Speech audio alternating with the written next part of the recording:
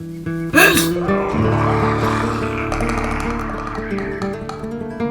managed to escape, don't worry. Today we're looking at using the 3D camera tracker from the Foundry to apply a 3D digital mask. The Foundry's camera tracker is only available in HitFilm Pro, so if you're working in Express, why not download the demo today and give it a try for yourself. Alright, first up, how to set up your actor.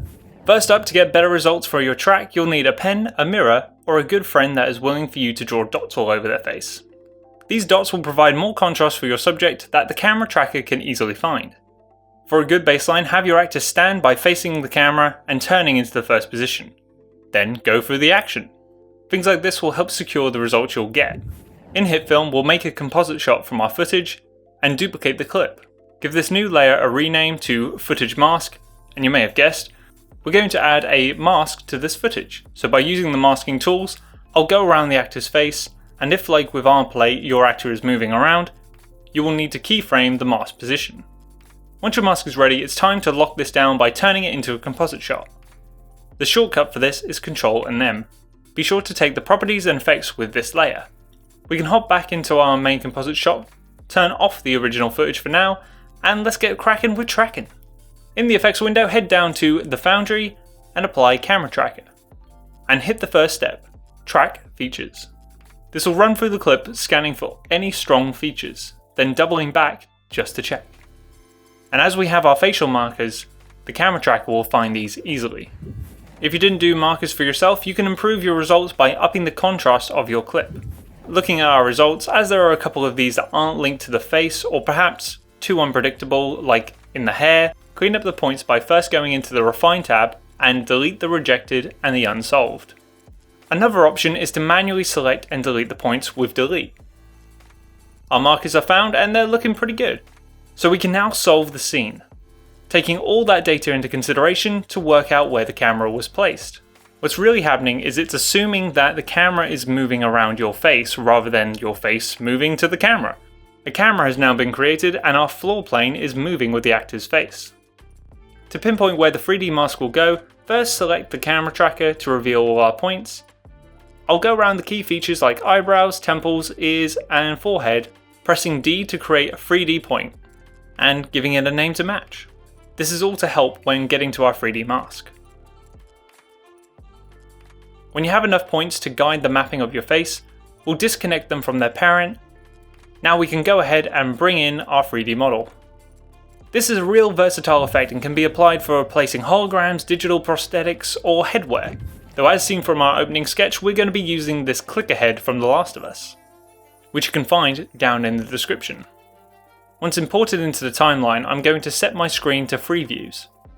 Active camera, top and front. Before we get moving this into position, to get the best alignment, reposition the anchor point of our model to the forehead. Now we can copy the forehead point that we created from our data and paste the attributes onto our 3D model. We can see that the tracking data is working, but it's not fully stuck onto the actor's face. So this is where we need to get a little bit manual and keyframe the position, scale and rotation and orientation values to adjust our tracking points.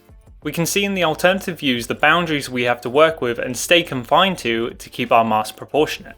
If in doubt, take a look at the motion of your performance and see if anything stands out. You may need to add a couple of keyframes for certain positions and full rotations, but then you get something like this.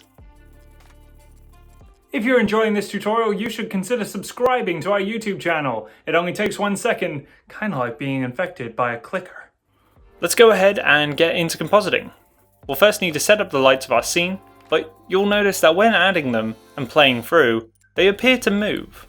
This is because we've reversed the usual scene setup and our scene is moving around our subject.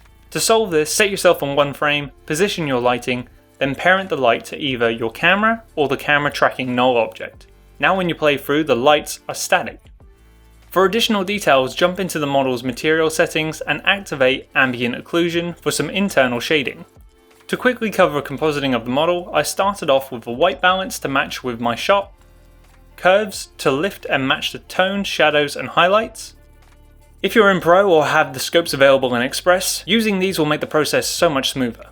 A subtle tint was applied to help match my skin tones.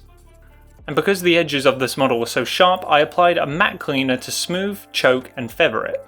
This really helped avoid it standing out too much. The tiniest of blurs applied, followed by 2 light wraps, finishing off with some film grain and motion blur enabled. For more detail on compositing, check out our tutorial on how to realistically composite 3D models. Calvin gives a rundown on how to bring 3D models into your scene to life.